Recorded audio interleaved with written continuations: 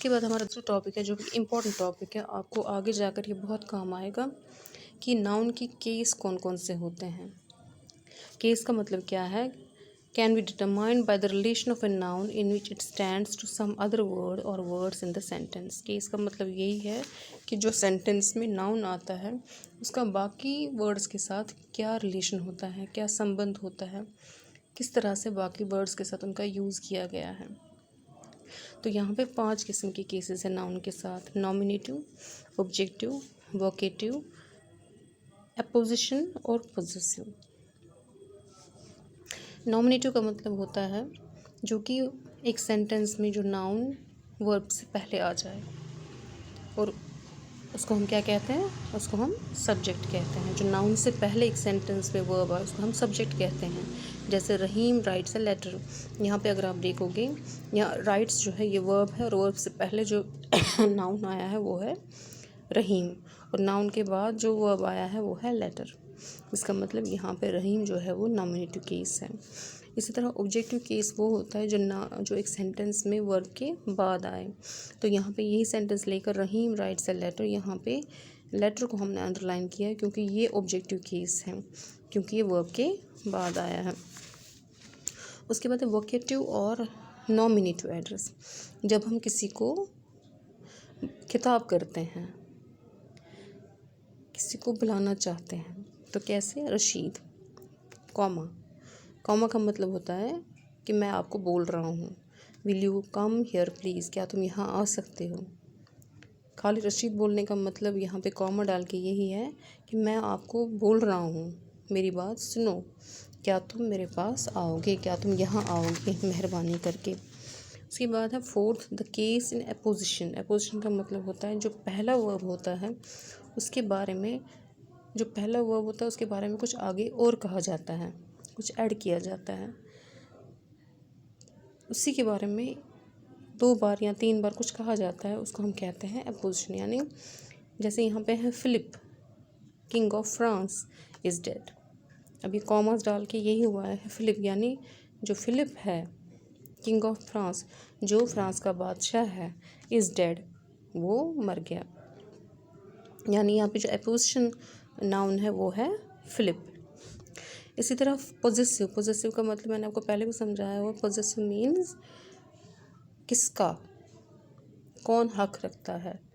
तो यहाँ पे क्या होता है, किसका के लिए जो हम वर्ड यूज़ करते हैं, कभी कभी yours, mine, his, my, me, our, his. लेकिन एक और चीज़ हम इसके लिए इस्तेमाल करते हैं, apostrophe.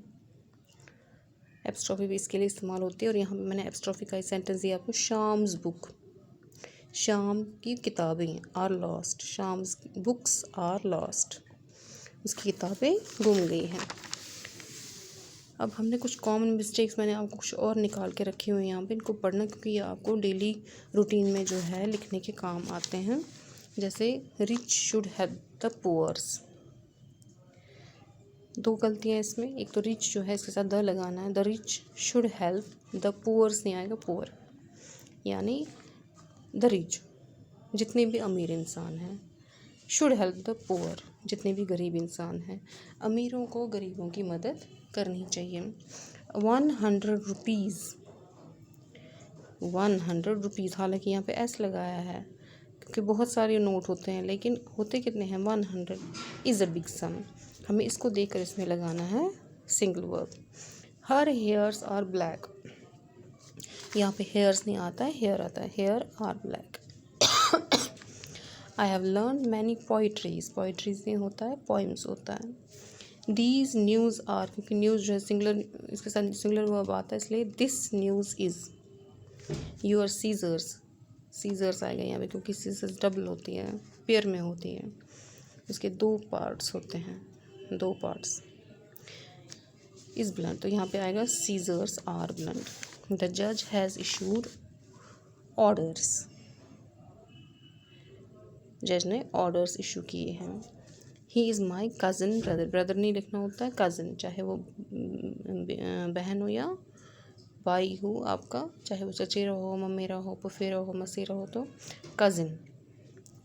Please accept my thanks आएगा यहाँ पे। There are 10 BAs and 5 MAs, ये ठीक है, ये दोनों ठीक है, ये भी ठीक है और ये भी ठीक है, समझ आई।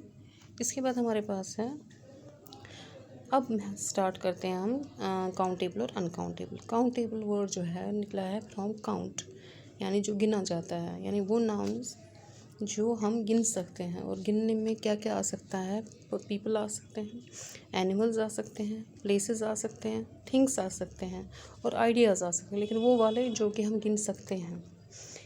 जैसे और हाउस हैज़ 7 रूम्स, मेरे घर में कितने कमरे हैं, 7 कमरे हैं। How many times have I told you the reason, मैंने कितनी बार आपको वजह बताई है। Uncountable nouns are not individual objects, ये कोई इंडिविजुअल ऑब्जेक्ट्स नहीं होते हैं, कोई ऐसी चीज़ नहीं होती जो हमारे सामने हो, जिनको हमने खुद रखा हो, बल्कि so they can not be counted, इनको काउंट नहीं किया जाता। जैसे is there room for me to sit here, ये रूम वो रूम नहीं है, कमरा नहीं है, बल्कि जगह, क्या यहाँ पे कुछ जगह है मेरे बैठने के लिए।